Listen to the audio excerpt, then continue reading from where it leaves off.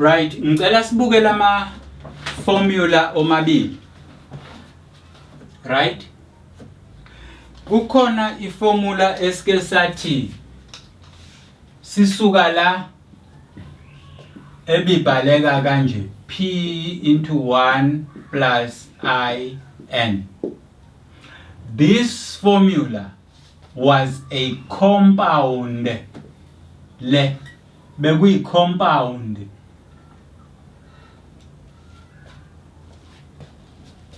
Interest.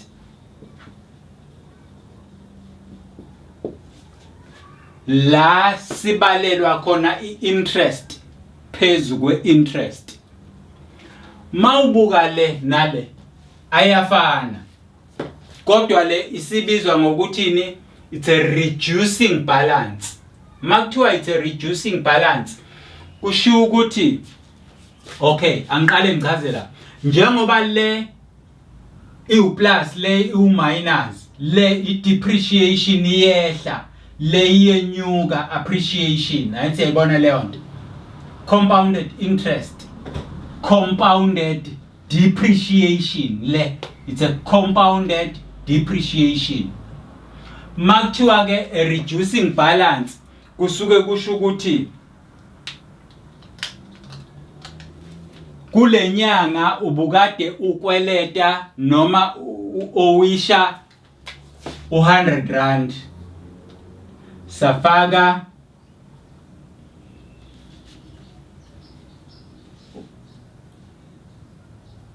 u20 rand interest yethu. Kodwa wena wathi mawusukhokha wakhokha u30 rand, kusho ukuthi ususalelwe u90 rand. Nansi imali ubusikweleta yona, safaka interest. Right? Wasigcina ususikweleta u120. Kulo 120 wakhokha u30, sekusele bani u90. Uyabona ukuthi ibalance yakho bekade ku100, manje ibalance yakho seku90. Saphinde safaka omunye u20% ka90. U20% ka90, 20% of 90 will be 20 of 90 times 20% of 90 will be 18. Kusho ukuthi la safaka u18, la safaka u18 rand. Wawuse ususikweleta u108 rand. Waphinde wakhokha u30 rand kulo 108. 8 minus u is 8, 10, it's 78 rand. Ngicabanga ukuthi uyayibona njalo ibalance yakho iyehla. Saphinde sakucharge kulo 78 rand, sakucharge u20%, which is 20 over 100 of 78. Lo abulalelo kube 1 over 5 times 78. 78. U5 ku7 ayekanye kusale u2 ku28 ayeka 5. Asi round of it. La manje ususikweleta malini wena u 13 carry 18 93. Is it 93? 108. Yes. Kulo 93 rand wawusuphinda ukhokha omunye u30 rand. Mawukhokha u30 rand ku93 ugcina ususikweleta u63 rand. Mawubuka njalo ibalance yakhe iyehla from 100 to 90 78 63 iyehla kancane ngokwesikhathi ozosikhokhela yona. So if they say the balance is reducing, kusuke kusho ukuthi as you pay interest, usikhokhela interest, kanjalo nebalance ubukade uyikweleta iyehla. Ngikwenzela isibonelo salento, uma uthenga imoto ngo100,000 uqhubeka ukhokha for 5 years, usuke ungakhokhi nje interest, kodwa kunengxenye ye-interest nengxenye enciphisa u100,000, ingxenye ye-interest nengxenye enciphisa u100,000. That is why bekhuluma ngani nge-reducing balance, but that one is compounded njengoba kusuke compoundwa i-interest. Compoundwa interest kuthiwa imali oyifakile inenzalo ekupheleni kwenyanga. Ekupheleni kwenyanga ezayo kuzoba imali oyifakile nenzalo kanye nenzalo yenzalo yemali oyifakile. Anje izwa lento engiyishoyo. So la iyanyuka imali osuke investile. Kanti la imali osuke uyikweletile iyancipha as you pay them interest plus. Anje izwa lonto. Nansi formula yakho. So i-reducing balance isho leyo nto. Bese kukhulunywa nge-linear depreciation. Makukhulunywa nge-linear depreciation kushiwo ukuthi this is a linear depreciation. Kushiwo ukuthi uma ubusikweleta wena u100 right? Uma ubusikweleta u100 bese usikhokhela u20 ngenyanga ezayo uzokusikweleta u80 siyobe sesikucharge ku80 ngenyanga ezayo. Uphinde usikhokhele u20 siyobe sesikucharge ku60 ngenyanga ezayo. Hayi ukuthi siyobe silokhu sikucharge ku100. Manje yabo, it's linear. Ufike imali okade uyikweleta minus i-interest kanye nemali ohlephula ngayo la. Bese yehla. That is linear. Ngenyanga elandelayo asisakubaleli ku100, sikubalela ngaphansi ka100 ngoba ukhokhile phela kancane. Saphinde sakubalela ngaphansi ka100 ngoba ukhokhile kancane. Anje izwa leyo. So la it's linear. Uthi mawikhokha siyisuse siyibeke eceleni. La iya compounda ngokwehla. Inciphisa ibalance kanye neinterest, balance kanye neinterest. Cabanga ukuthi uyayizwa lento engiyisho. Nakhona ke la fanele ukwazi ukuyi-understanda noma ukwa-understanda lama formulas njengoba enjalo. If they speak of a compound depreciation, that's a reducing balance, because mawibuka le iyafana ne compounded interest. Umehluko ila kusho ukuthi la iyehla being compounded, reducing balance. Right? Simple interest, you always take it away. Simple interest, you always take it away from the balance. Uziyofika ekugcineni. That is what you must know ngalezi zinto zombili. Bese uyazi ukuthi u-A ubani, u-N ubani, u-I ubani, kanjalo u-N ubani. Bese uya understanda ukuthi ibalwa monthly noma ibalwa quarterly noma ibalwa half yearly noma ibalwa yearly. Mayibalwa monthly u-N wakho u12. Mayibalwa half yearly lo uyamdivide umdivide ngo2, umultiply ngo2. Mayibalwa yearly la iminyaka mingaki, njalo. That is what it's all about, financial mathematics. Do more of these things. Mangabe uzenzile kahle bese uyasiphinda uyasnotify ngama problems ohlangabezana nawo. Siyozama ukukuchazela, but there is nothing much okufanele uyazi kulento. Ukuphela okufanele ukwazi ukuthi ekugcineni kosuku you do not round off ungakafike answering, you only round off mawusufike answering. In terms of rands and cents, you do not round off the percentages, you do not round off the interest rates and what. Konke lokho kushiya njoba kunjalo. Right, still on financial mathematics, I want us now sibuke a nominal rate interest. versus noma siqhathanisa ne-effective rate interest. Kokubili lokhu, nominal and effective, ama interest rates. Ngicabanga ukuthi uyubone makuthiwa uyoboleka imali noma uyothenga imoto noma uthenga umuzi noma wenzani, kuthiwa the interest that you will pay is 10%. The interest that you will pay is 8% per annum. Bakutshela kanjalo per annum ngonyaka. Ayigcini ke ngokubalwa ngonyaka. Iyabalwa ngonyaka njengoba sengike nganikhombisa. Iyabalwa ngenyanga, iyabalwa ngezinyanga, iyabalwa ngekota, iyabalwa ngohafu, ibalwa noma ingani nangeinsuku. You can even count the interest per day. How much do you? Uma kuthiwa ibale per day, u-N wakho uba u-365 because those are the days in a year.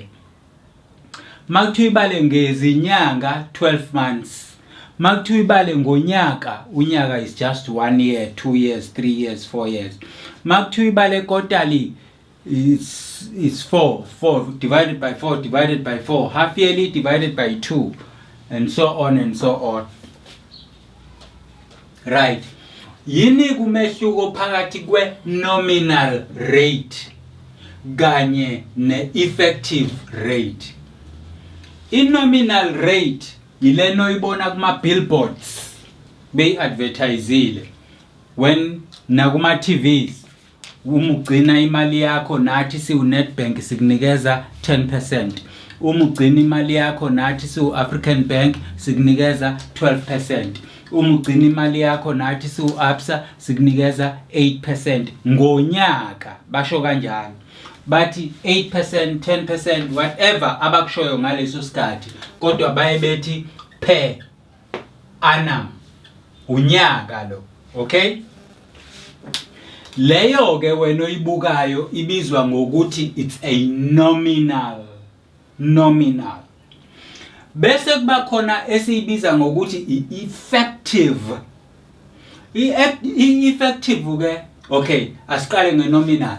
Nominal is the rate that is stated, a stated rate by the bank. Yile ibhenki elikutshelayo yona. Ngoba ibhenki alikutsheli effective cha, ngeke. Alikutsheli effective. Likutshela a nominal. Ukuthi mawugcina imali yakho nathi sikunikeza 7%. Basho kanjalo ngonyaka. Abakutshelile. Bese kuzothi effective rate is the actual rate that you pay. Is the actual rate that you pay. Asibukeke. Nominal is slightly lower than the actual. Okusho ukuthi actual, which is the effective, it's a little higher than the nominal. Uyabona ukuthi sikhuthuzwa sibhekile la. Sitshelwa enye into kwenziwe enye into. Thiwa mawugcina imali yakho nathi noma mawuzoboleka imali kithi. Yayizwa leyo nto. Sizokunikeza ama% angaka. Kanti ngale bazenzele okwabo bona. Ngoba nansi abasitshela yona basitshela a nominal rate, abasitsheli an effective rate. Ake ngichaze lento ukuthi yini. Ngichaziswa ukuthi lento ngifuna ukuthi iyakuhlakaniphisa ukuthi mangabe uhamba uyoboleka befike bethi we charge you 10% per annum. Yazi ukuthi abakutshelile iqiniso, bayakuroba. Mawuhlakaniphile kungababamba kulokho kusho kwabo. Mawuhlakaniphile. Ngoba umuntu akakwazi ukukutshela ukuthi ngizothatha u10 emalini yakho. Mayisefika ngale yena thathe 12.50. Usekurobhile lo muntu. Ilento ke yenzeka la emabhenki. Sikhuthuzwa sibhekile. ifuna ke uyibuze effective ngoba iyona ngqo wena oyikhokhayo uma uboleka imali. Iyona ngqo oyikhokhayo uma uboleka imali. Kanti bona basuke bekutshele enye, bakutshela slightly lower. Kanti mawusukhokha, you actually pay a little higher than what they told you. Lesi story nje sazi njengoba uzazi wena. Mangizofaka imali yami nani ninginikeza ama% amangaki? Bathi 10%. Uthi what is 10%? Is it effective or nominal? Bazothi nominal. What is then the effective? What is then the actual that I will receive? Yayizwa leyo nto. Because if effective is an actual that you pay or the actual that you should be receiving. Okay? Siyayiconverta ke lezinto. Inominal siyayiconverta mabesitshela siyibone effective ukuthi sisuke sizokhokha malini. Athi ayizwa lento engitshela siyayiconvert ine formula. Kwi formula kunama letters khona I effective, khona I nominal, khona n number of times. Okay? Number of times. 2 years, 3 years, 6 months, number of times. Plus 1, minus 1. Athi ayizwa lento engitshela yona. So ke asibukeke ukuthi kwenzakalani uma bethi kuwena we will charge you 10%. Uma bethi kuwena we will charge you 10%. You must know ukuthi 10% wakho it's a nominal. Ile abakutshele yona. Yini ke wena osuku uzoyikhokha effective. Sesithatha lo 10% ke siyosebenza lapha. Ngoba thina sifuna effective okuyiyona esizoyikhokha sithi ke ulo one wabo esingawazi ukuthi bawucosha phi nabo. Siuhlanganisa nale nominal abasitshele yona. Inominal ke bathe ubani u10%, right? U10%. Uma lo 10% ke bethe kuwena monthly per annum calculated monthly. Anjeza la mabethe per annum unyaka lo. Mabethi for iminyaka u3 kusho ukuthi uzofaka u3 la. Anti yabona leyo nto. Mabethi kuwena per annum monthly per annum unyaka kodwa monthly u12 lo. Athi yabona leyo nto. Monthly u12 lo. Athi ayizwa leyo nto.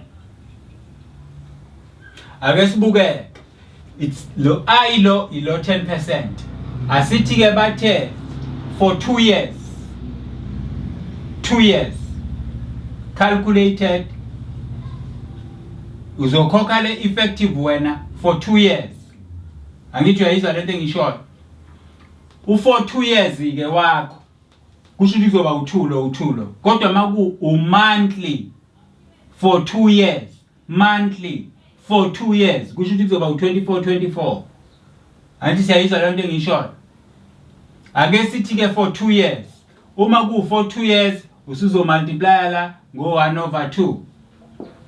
Busu yavala la, busu ufaka u2 years, umultiply la ngo 2. Angithi n wakho 2 years. Angithi yabona? So minus 1 from that.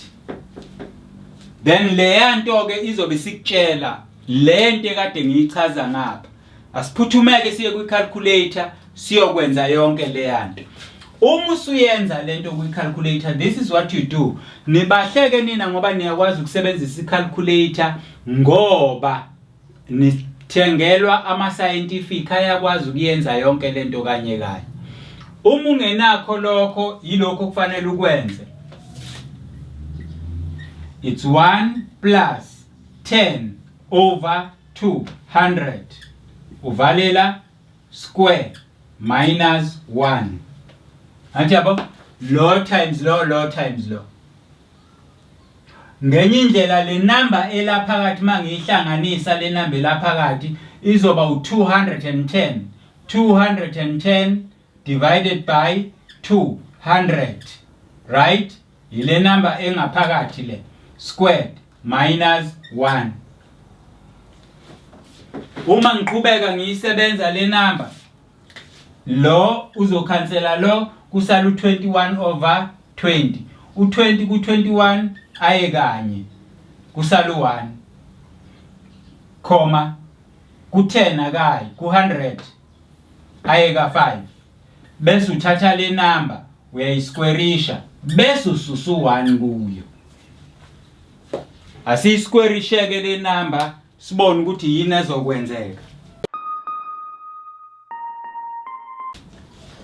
Ma uyisquareisha le number isuke izokunikeza u1,1025 bese kuyikhana ususa lo 1. Ma ususa lo 1 iyafa le kanje kube u0, ma ususa lo 1 minus 1. Athi siyayizwa le nto engisho. Once wakwenza lokhu bese umultiplier ngo100. Ma umultiplier ngo100 ikhoma lizosuka la lize la bese qhamuka u10,25. Nansi i-answer yakhe ekugcineni. Asichazeke i-answer ke manje ekugcineni.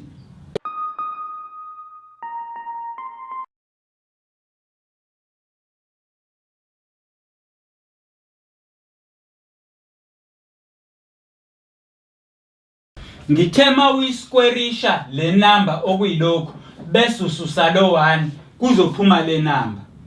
Ngase ngithi le number ma uyimultiplya ngo100 izokunikeza u10,25. Yini lo 10,25 is an effective rate. Iyona mali esizoyikhokha ke, iyona percent esizoyikhokha le. Hayi le bebesitshele yona. Buka ke. Abasitshele yona ngithe yini, it's a nominal. Ngase ngithini nominal, slightly lower than the effective. You can see this one is slower, is smaller than that one. Ngathi le, it's a little bit higher than that one. You can see this one is a little bit higher than this one. So that is what actually the banks are doing out there. Mawuhamba wena uyoboleka kubona imali bayakutshela ukuthi bazokucharge 10%, but in the real sense wena awukhokha u10%, ukhokha u10,25. Athi uyizwa la ukhokha 10.25%. So uyabona ke bayakukhuthuza because basuke bekutshele ngo10%, but wena mawusukhokha ukhokha 10.25. Yini ke ngitheke ilungile futhi imnandi lento mangabe uyifunda uyiunderstand. Kuzokwenza ukuthi ma uyiunderstand lento busuthi okay ngoba nithe nizokunikeza u10%. Ngiyabuya ngisaye ekhaya ngizobuya kusasa sesizoqedela i-transaction. Ma ufike ekhaya bese uyayitadisha lento uyayenza ukuthi njengoba bethi ke bazongicharge 10%. In the real sense ngizoba ngikhokha malini mina. Ma usubuyela kusasa busuthi ngoba ngithe nina nizongicharge 10%. Why now I am paying you 10.25? Bazokubona ukuthi uhlakaniphile. Bese beya reverse yonke lento yabo babuyele la. Instead lento bazoyehlisa lo 10 mhlawumbe uzube u9 point something ukuze ulingane nale yanto leya yana. Kodwa something will be done ukuze bengalahlekelwa icustomer eluwena because bayaroba. Angichazeke in summary. Kwa financial mathematics siyayifunda ngoba iyasilekelela empilweni, siyakwazi ukubona izinto esirojwa kuzo nesingarojwa kuzo ema-bank nakuma-institutions abolekisa ngemali. That's number 1. Number 2, imnandi ngokuthi yona uqobo lwayo inane i-financial maths inento esiyisebenzisa sizenze usuku nosuku. Kwa financial maths ke nazi izinto engithe zazi futhi uyiqondisise. I-terminology yakhona, amagama khona azi ukuthi athini, achaza ukuthini ukuze ungaphambanisi mangabe usunikezwe isibalo. Understand ingxoxo sokuyinikeziwe, kwingxoxo yini engiyinikeziwe kuthiwa mina ngenzeni. Number 3, ama-letters owathola kwi-formula, ama-formulas wonke ayatholakala uyawanikwa, kodwa ama-letters wona ke ameleni. U-IEE, EFF, it's an effective, the actual pay.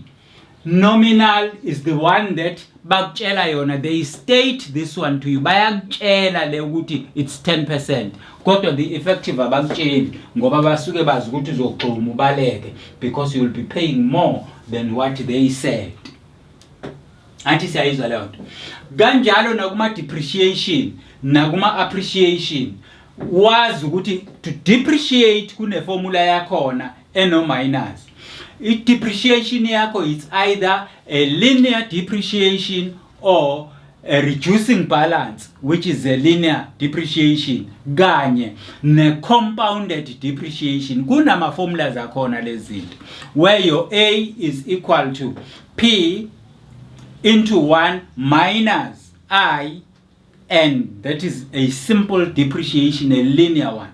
A compounded one, it's 1 minus I to the all to the exponent n. Kukhona ne compound interest and the simple interest. Bona ayafana nalawe depreciation, umehluko ukuthi anophawu olu plus. Lapho usuku expecteke ukuthi ubale ukuthi mangine mali engaka ngiyifake ebank ngiyothola malini in the future. Okanye usuke ulindeleke ubala ukuthi uma ngiyothola imali engaka in the future ngiyifake ngangifaka imali ethile ngiyothola imali engaka ngangifake emalini uma i-rate of interest kuyile. Uma ngitholele ngangifakele isikhathi esingaka i-rate yayikhuphuka kangakanani. Uma i-rate kwakuyilokhu ngifakele ngathola le kwakuyisikhathi esingakanani. Izo zonke izinto okufanele ukwazi ukuyiphendula lezi looking at the formula. Ngase ngithi ama formulas ke uyawa manipulator. Mangikhuluma ngokumanipulator is to change it into a subject that you want to calculate. Ngize ngasenza isibonelo salokho ukushintsha to the subject that you want to calculate. Ngathi kuwena if ever unikeziwe kwathiwa P is equals to A into 1 plus I n. This is simple. Uma mina ngifuna, let me say, i-rate, u-I. All what I do, I divide by P, aphele la ezela. Mayise sukile uphila ngoba sengidividile ngaye aphela ama-bracket. Bese ngizo minus u-1 ngapha. Bese eyaphela u-1 ngale sekusala u-equal sign. Bese ngidivide ngo-n. Yonke lento ngiyidivide ngo-n. Lokho mase ngidivide ngo-n kuyobe sekunginikeza u-I.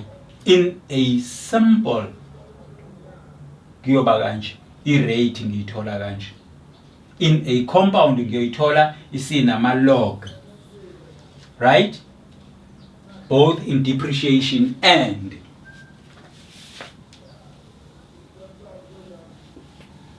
okay? So this is what you must know. Also know how to convert. Yazi ukuthi we convert kanjani nominal to an effective. Nansi formula yakhona. I-effective yini? I-effective i-actual ile oyikhokhayo. Kanti nominal ile abakutshela yona. Yona incanyana kunale oyikhokhayo. Oyikhokhayo ingaphezudlwana kunale abakutshela yona. Irobhane eyenzeka lawo. So let's hold it there. That is part of our financial mathematics.